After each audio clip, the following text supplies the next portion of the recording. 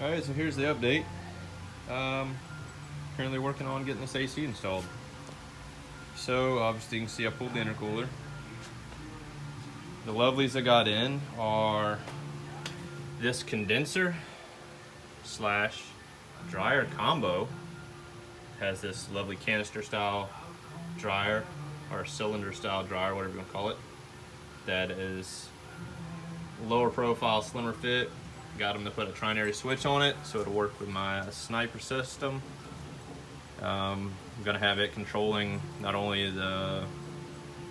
it'll control the AC kick or AC shut off with TPS percentage, so wide open throttle, it'll cut the compressor.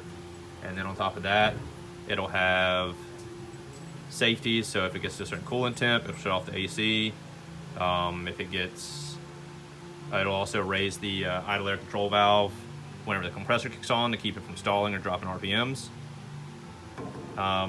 Yeah, this came through a recommendation from my buddy Mr. Jimmy.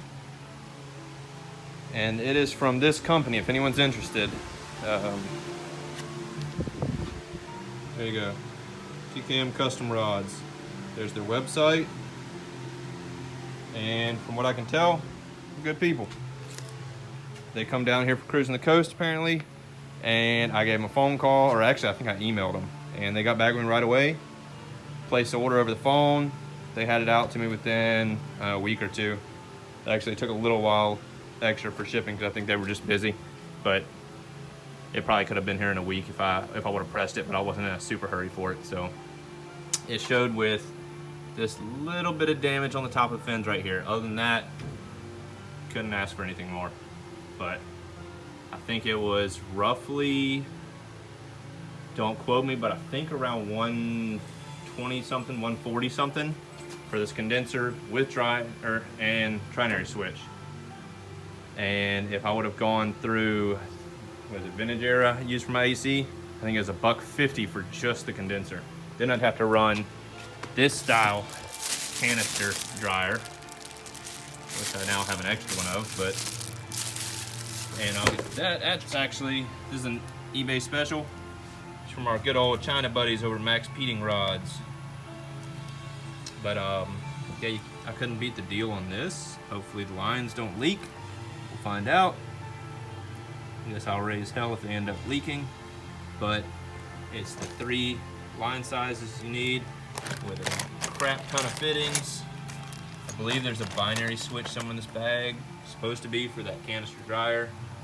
And I don't know if this was supposed to come with it, but a bag full of O-rings, because it's already got O-rings in the bag for the fittings, it looks like. So they sent those, but I think it's 70 bucks what I paid for this. I actually ordered a second set of these because I'm doing my AC lines hidden on this bulkhead. I have a 4 length one.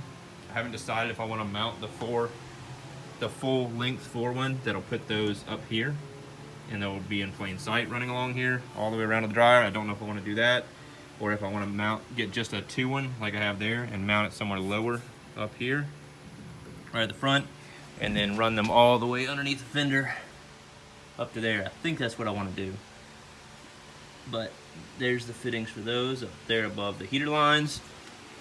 The other thing I've been doing is I installed, I drained my coolant and I pulled the dash apart, got my glove box off, my gauges off, and I pulled the heater box and I insulated it.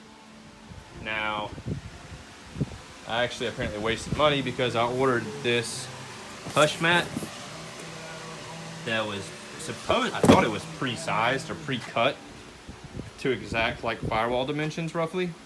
It's not, it's just lengths of matting. So, and it's huge pieces. Granted, there's not a whole lot of my Firewall that I can coat because all the modifications I did between the bulkheads and the Deutsch connectors, the pedal box, all that. So I just went ahead and used up the rest of this Mat 66 I had because I had leftover, and this stuff's cheap and it seems to be really good. So if anyone wants to buy that hush mat from me, it's welcome to it. I will probably end up selling it at Cruising the Coast maybe, if possible. because it's just dynamatic material. I don't know what I actually paid for it, but see if I can get some money back on it. So I don't know if I'll actually use it anywhere. I could maybe put it somewhere in the trunk or something, I don't know. If I don't sell it, I'll use it on the inside of the door panels or the quarters or something. I don't know, but anyways, so I got that on. I rolled that on first, then come back around here. Excuse the fan and the radio playing. I don't know how loud it'll be. But I also ordered this. This stuff is from Second Skin, and from what I researched, this is like the best insulation material for not only sound but also heat for like modern insulation. I don't know. I know that jute material comes in like pretty good for insulating thermal and some sound, but from what I read up, this is slightly better. I think this is their Luxury Liner Pro. It's got this like hardened kind of nylon backing and then foam on this side.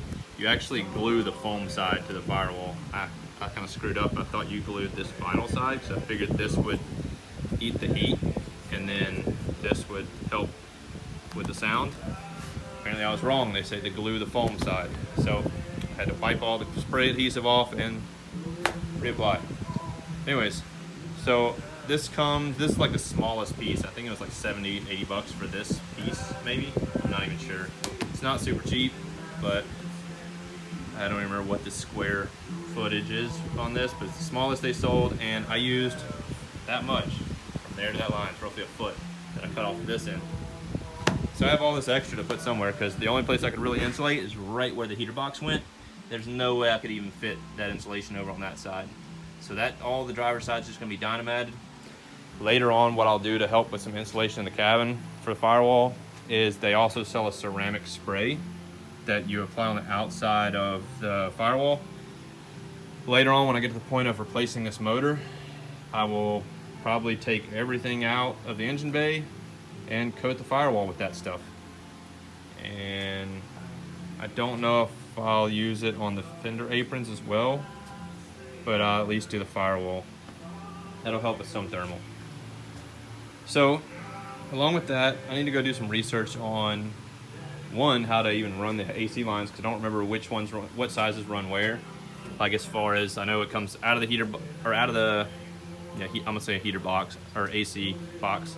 Out of that to condenser dryer, out of condenser dryer to compressor, out of compressor back to heater or back to AC. And I'm pretty sure the flow is compressor through the condenser dryer into the AC, back to compressor, and in that loop, I think. But I don't remember what sizes go where, so I gotta look that up. I've also gotta see how I wanna mount this. I don't know if, I'm pretty sure I need a little bit of spacing off of my radiator so the radiator doesn't heat soak this. I don't want it touching.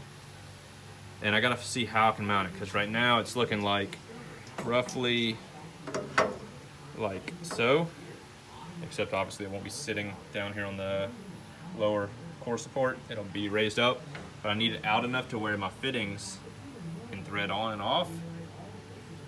Hopefully I won't have to notch or drill holes in this, and then I'll have to wire up my trinary here and route those wires. I believe I ran everything to the Deutsch connectors in the Firewall. Hopefully I didn't miss one. And then I'm get to play with redoing my intercooler, because the intercooler I'm sure is gonna have to be moved forward.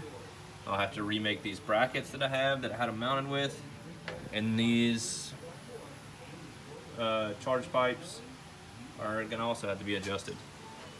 And what I'm figuring is, what I might do is where this old hole was for the, I guess it's battery cooling. I don't even really know. It was an air hole for, I'm guessing, cooling. I'm thinking of cutting this section out and seeing if I can finagle the turbo to just pass, like if I can clock the turbo around to where it can just pass straight through this on a 90 and into the intercooler, and then come through, out this, and maybe drill a hole here somewhere. I don't even know if I have room for it.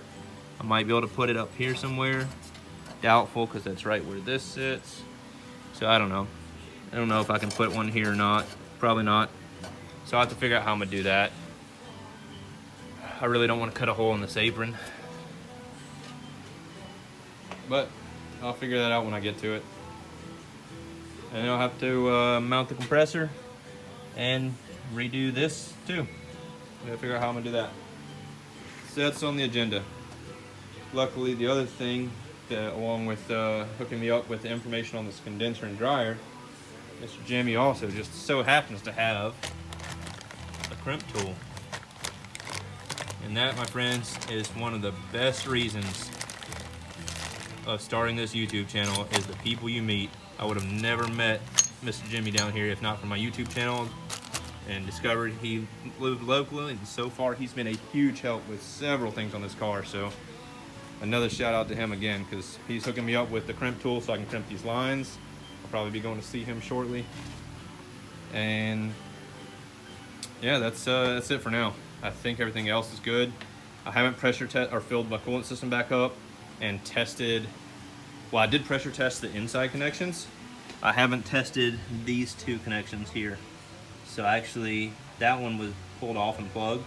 This one was in place, and I had just an air tool, or not air tool, but this little tool I made. It's just a AN pressure test kit with a gauge, AN fittings, and then just a coupler. Put that on, put 20 psi in it, and it held pressure. So I'm saying I'd say the inside connections for the core are good, and it's good to refill coolant. I'm not going to do that though until I finish with all this crap, just in case I need to do anything else with it. I'll probably replace the coolant. I thought about reusing it, but it's kind of brownish looking. Coolant's cheap. I think I'm just going to replace it. We're down here in the south, it doesn't freeze too hard, so I'm probably not going to put a whole lot of coolant anyways, because water transfers heat better, in case you didn't know. Yeah, that's it, guys. If you know AC systems or have any tips for me, hook me up with it. I do have another buddy of mine, Ross, that has a vacuum pump, and he has the gauges to actually charge the system, so that part will be handled once I get it all plumbed. And yeah, that's it for now. And yeah, thanks for watching, guys.